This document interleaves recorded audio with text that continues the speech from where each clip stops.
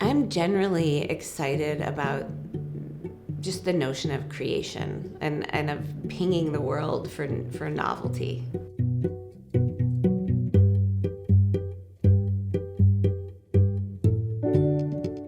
At MIT, I learned how to build. I was like, that's what these are for. Mind-blowing, opened up my brain to the possibilities of the systems in the world and the ways that I could impress upon them. You can have like an undefined future, but be powered with the skills of science and technology and engineering. I started a kinetic furniture company called Rock Paper Robot. It's basically furniture that can change shape or move. Levitating tables and shelves. They are magnetized wooden cubes that levitate with respect to one another. They're held together by tiny little cables.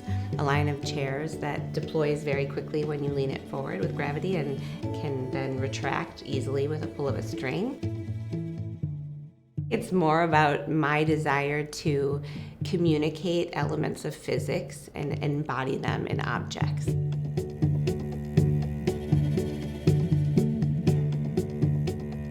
Hack My Home it's a home reno show, or it's in that category of reality television shows.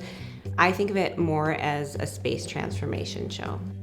We are really thinking about how people need to use their spaces in not just the 3D, but also in time. How do we optimize for functionality, feeling, their own organizational behaviors, all kinds of optimizations.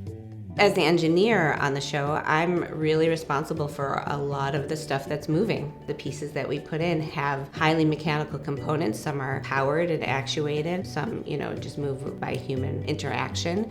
Those ideas and the execution of them falls on me.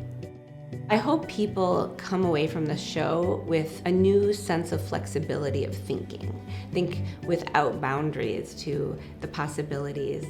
Curiosity and wonder to me are the underpinnings of, everything I do. I think I'm an insatiably curious person. That is my approach to life and the world, is to constantly be wondering why something is the way it is, or being interested in learning about a process or a product. I like making stuff. I like making stuff that inspires people and makes them feel curious and excited and impressed.